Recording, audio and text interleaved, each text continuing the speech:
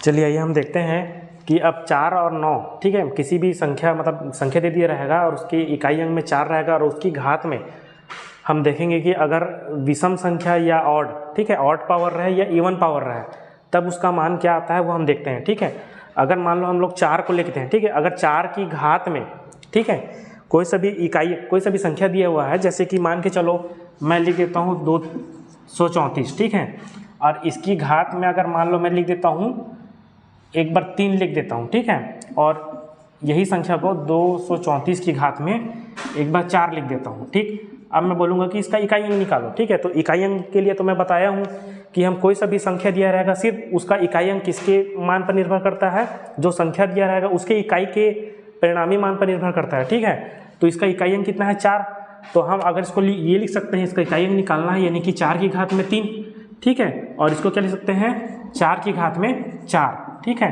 अब ये देखो एक बार 4 की घात में क्या है, विषम घात है। ठीक है, 3 यानी क्या है विषम संख्या और वो घात में यानी कि वो विषम घात है। ठीक है, तो 4 को हम लोग 3 बार गुणा करेंगे, 4 गुणा 4 गुणा 4 यानी कि कितना आ जाएगा 4 चौक 16 और 16 चौक 64। ठीक है, तो विषम घात करने पे हमारा इकाई अंक क्या आ रहा है 64 यानी कि इकाई अंक क्या आ रहा है 4। ठीक है, अब सम घात करके देख लेते हैं। ठीक है, 4 गुणा 4 गुणा 4 गुणा 4। ठीक है, यानी कि अब इसमें हम लोग देखते हैं कि देखो 4 का गुणा 4 से करेंगे तो 16, इधर भी 4 का गुणा 4 से करेंगे तो 16 और 16 का गुणा 16 से करेंगे तो कितना आ जाएगा 256। ठीक है, अब देखो 4 की घात में अगर सम संख्या है, ठीक है, 4 की घात में अगर सम संख्या यानी कि सम घात वाला है, ठीक है, तो इसका इकाई अंक कितना आ रहा है 6 आ रहा है। ठीक है, अगर हम लोग कभी भूल जाते हैं एग्जाम में तो हम लोग छोटा सा एक ऐसे ही करके देख लेना है, 4 की घात में 1 करेंगे तो कितना आ जाएगा 4 और 4 की घात में 2 करेंगे तो कितना आ जाएगा 16, है ना। तो विषम घात में कितना आता है 4 और सम घात में कितना आता है इकाई अंक 6 आता है। ठीक है, तब हम लोग यहाँ पे लिख सकते हैं कि अगर 4 की घात में अगर कोई सा भी विषम संख्या दिया, ठीक है, विषम घात हो तो क्या आएगा 4। ठीक है, और सम घात हो, 4 की घात में अगर सम संख्या हो तो उसका इकाई अंक कितना आएगा 6। ठीक है, समझ में आया। वैसे ही अगर हम लोग 9 का देखते हैं, ठीक है, तो 9 का भी आप समझ गए होगा, अगर 9 का अगर ऐसे ही बनाना चाहते हो तो ऐसे ही बन जाएगा, नहीं तो मैं ऐसे ही समझा देता हूँ। ठीक है, जैसे कि मान लो 569 है, ठीक है, इसकी घात में अगर मैं कुछ भी ले लूँ, ठीक है, 3 ही ले लेते हैं, ठीक है, और एक बार 2 ले लेते हैं 2, ठीक है, एक बार विषम है एक बार सम है, तो विषम है यानी कि क्या आ जाएगा 9 की घात में 3 यानी कि 9 कितने बार है 3 बार। ठीक है, 9 ने 81 और 81 ने कितना होता है 729। ठीक है, 729 यानी कि इसका इकाई अंक कितना आ रहा है 9। ठीक है, वैसे ही 569 की घात में 2 यानी कि इसका इकाई अंक 9 है, तो 9 की घात में 2 यानी कितना आ जाएगा 9 का गुणा 2 बार, तो कितना आ जाएगा 9 निया 81 और 81 में इकाई अंक क्या है 1। ठीक है, समझ में आया। वैसे इसको भी कर सकते हो, अगर कभी भूल जाते हो तो 9 की घात अगर हम विषम लेते हैं, 1 क्या है विषम तो कितना आएगा इकाई अंक में 9, और 9 की घात सम संख्या ले लेते हैं 9 दिया 81 यानी कि इकाई अंक कितना रहा है 1। ठीक है, तो यहाँ से भी आप कर सकते हो। ठीक है, तो अब ये समझ में आ गया कि अगर 9 की घात में अगर विषम संख्या रहेगा तो क्या आएगा 9। ठीक है, और 9 की घात में अगर सम संख्या रहेगा तो क्या आएगा 1। ठीक है, यहाँ तक समझ में आया। चलो हम इस बेस पे 1-2 क्वेश्चन करते हैं, फिर क्या है जब लास्ट में सब संख्या का पढ़ लेंगे, जैसे कि 0 का 1 का 2 का 3 का 4 का 5 का 6 का 7 का 8 का 9 का। ठीक है, तो उसके बाद हम लोग फिर एक मिक्स क्वेश्चन पढ़ेंगे। ठीक है, सबकी घात में अलग अलग घात में, अभी जैसे कि 4 और 9 के बारे में पढ़ रहे हैं तो 1-2 क्वेश्चन 4 और 9 के बारे में एक बार हम लोग देख लेते हैं। ठीक है, उसके बाद फिर हम लोग धीरे धीरे आगे बढ़ेंगे, फिर ज़्यादा नहीं है 2-3 क्लास में यूनिट डिजिट अपना कंप्लीट हो जाएगा। ठीक है, एकदम अच्छे से। ठीक, चलिए फिर आगे क्वेश्चन देखते हैं।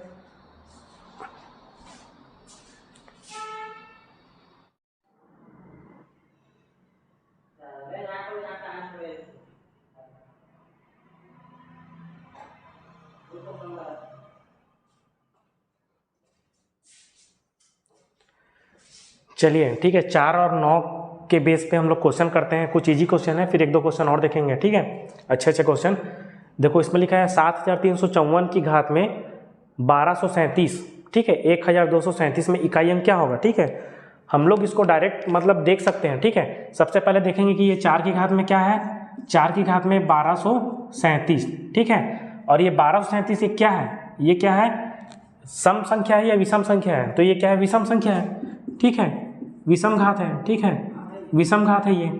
तो हम लोग यहाँ पे लिख सकते हैं 4 की घात में अगर बताया था अगर विषम घात हो, ठीक है, विषम घात हो तो हमारा उत्तर क्या आएगा, 4 ही आएगा, ठीक है। तो इसका उत्तर क्या आ गया, 4, ठीक। तो इसका इकाई अंक कितना आ गया, 4, ठीक। दूसरा क्वेश्चन देखो, 5329 की घात में 1214 है, ठीक है, इसमें इकाई अंक पूछ रहा है, तो हम लोग डायरेक्ट लिख सकते हैं कि इसका इकाई अंक क्या, अभी इसमें क्या इकाई अंक क्या है, 9, हमको तो इकाई अंक से मतलब है, ठीक है। और इसकी घात में क्या है, 1214, और ये 1214 क्या है हमारा, सम है कि विषम, सम है, ठीक है, सम घात है।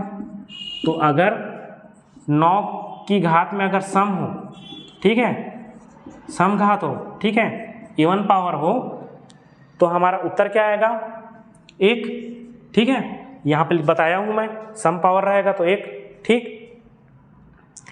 अब देखो फिर अगला क्वेश्चन, अब ये थोड़ा सा मिक्स कर दिया है, ठीक है, 4 और 9 के इकाई अंक के ऊपर में मिक्स कर दिया है, ठीक है। हम लोग डायरेक्ट यहाँ से लिख सकते हैं।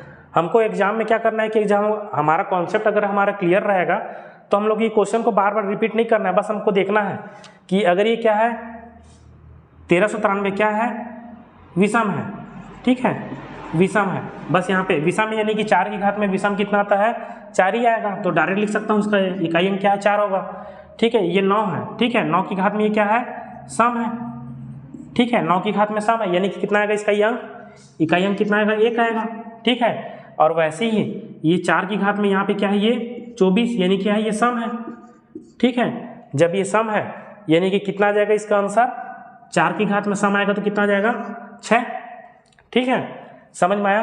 अब फिर ये इन लोग को जोड़ के देख लेना है कितना जा रहा है, 4 1 5 5 6 11, ठीक है, 11, ठीक है। तो 11 में हमारा इकाई अंक कितना आ गया, 1, तो इसका उत्तर कितना आ गया, 1, ठीक है, ये हमारा उत्तर है, ठीक। अभी 1-2 क्वेश्चन और देखते हैं, ठीक है, और अच्छे क्वेश्चन है 4 और 9 के ऊपर में, ठीक है। चलिए ठीक है, आगे देखते हैं।